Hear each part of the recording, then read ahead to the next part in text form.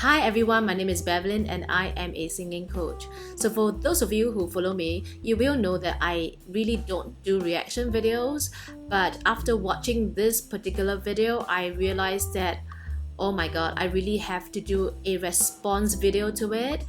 So I'm not gonna try to pretend to be surprised by any part of it because I have already watched it, but I'm gonna share with you some insights and perhaps some observations that can probably help you if you try to sing this song.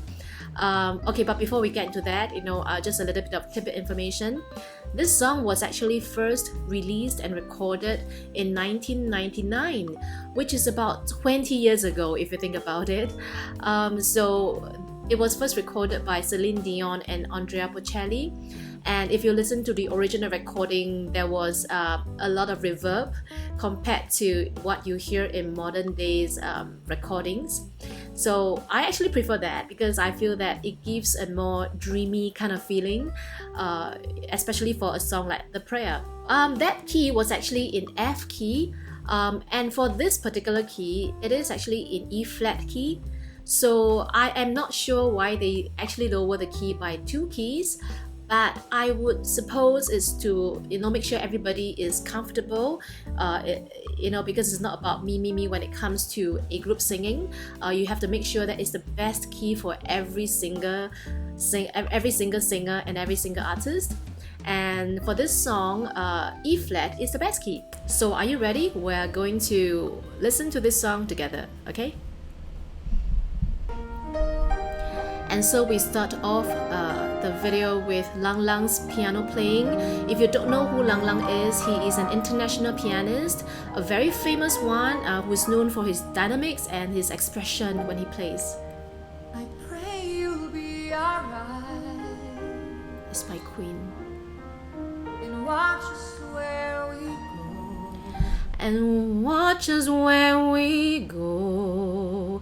So if you listen to Celine Dion, right, you know that most people would think that her singing is a bit nasal, and I've explained in one of my videos before, I think it's episode 4. Basically, she uses a part of her, I would say it's the nose area. It's called AES, and she uses a fair bit of that, and that's why she comes off a little bit more nasal. And but having said that, it actually gives her a lot of vocal freedom. And I'm not going to say whether it's a good or a bad thing because there is no such thing as bad or good thing. It's an artistic choice, alright? And help us to be wise in times when we don't know. Listen to this long note, and even when she sings a more enclosed vowel like oh, you can see she's still opening her mouth quite big. Let this be your prayer when we lose our way. Listen to that.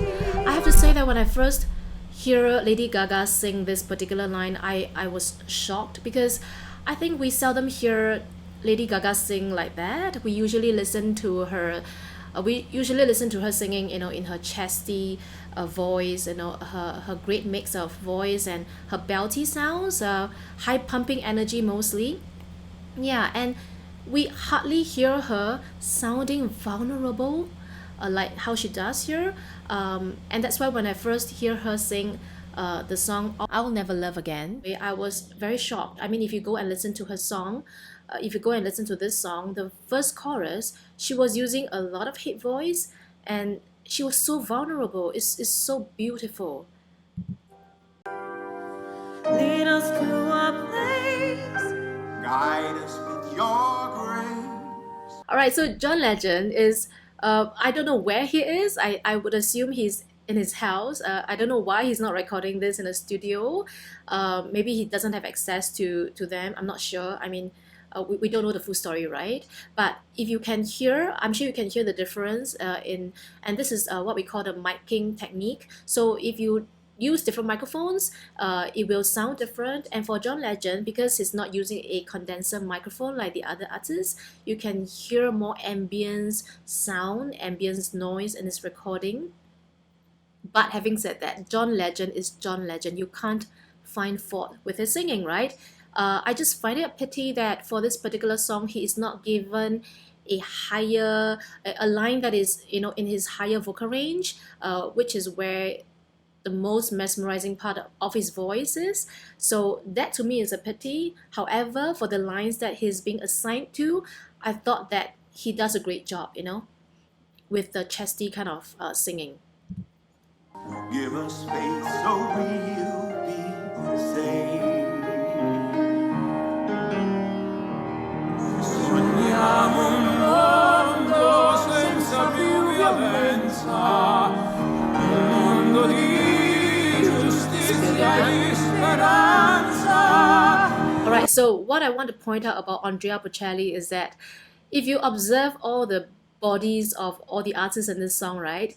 Basically, you know, they all have their individual, body language that they are used to when they sing. However, for Andrea Bocelli, it's very interesting. You really don't see him move much, and yet he has such a strong and anchored voice throughout. And I want to point out especially, you know, if you look at his belly area, you can literally see him using belly breathing. Let's watch, okay?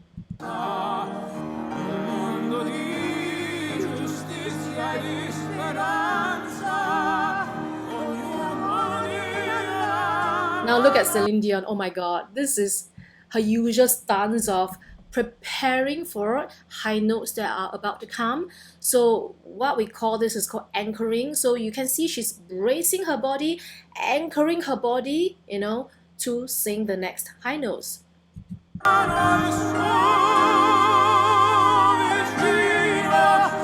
Yeah, and what's worth mentioning as well is that for Andrea Bocelli, when he sings the high notes, right, I'm not sure if you can see that, but I can see that his upper body is very relaxed, and that is very important for singing high notes, okay?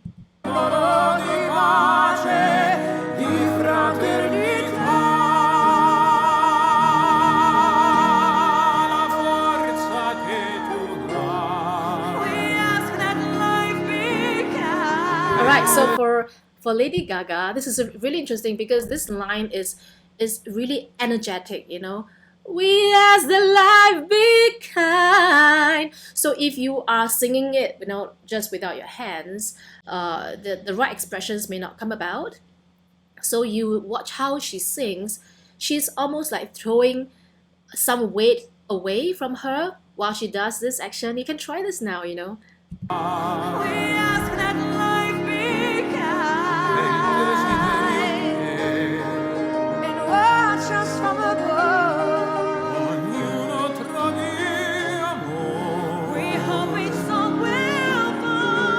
Look at her hands.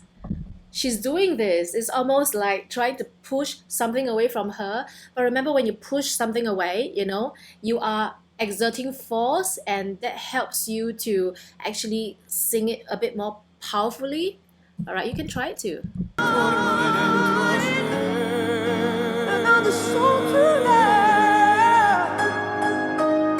and so we have piano solo by Lang Lang, because he is not some background pianist, okay? He is a legend in his own right. Look at his expression.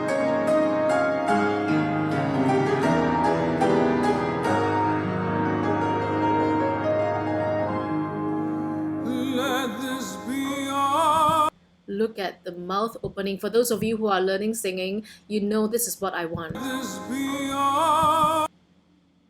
Oh, look at that. Beautiful.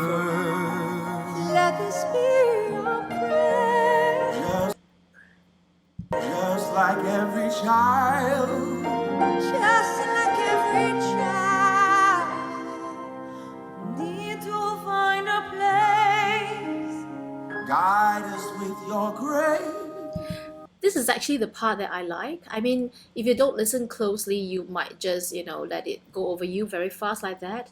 But if you listen very carefully, you hear that there is a bit of a, grazing, like a bit of a choking kind of feeling. Let's listen again, okay? Your grace. Grace. Yeah. I'm not sure if he did it deliberately, but I think it's part of an expression, emotional expression. canto che ci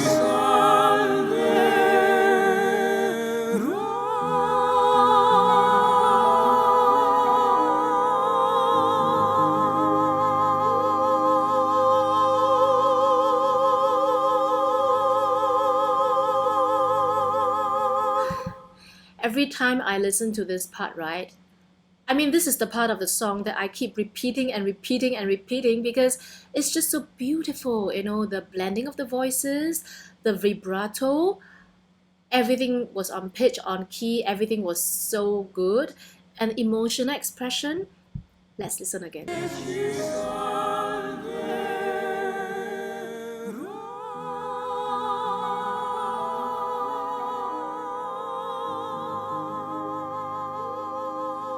So you can see Lady Gaga breaking into two parts of her singing because I think it's quite hard for her part to be, sung in one breath. And I think it also adds some contrast when she's later on adds that layer, to join the rest of the voices.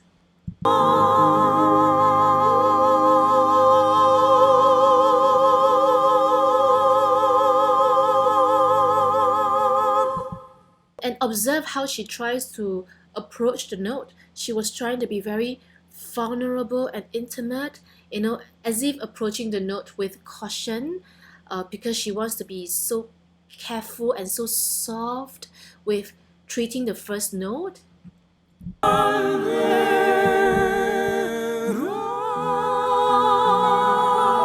then she slowly opens up, expresses more. You can see the body posture is going outwards as an expression. Alright, so I hope you enjoyed my observations. Let me know what else you observed or if you agree with any of my points in the comment box below.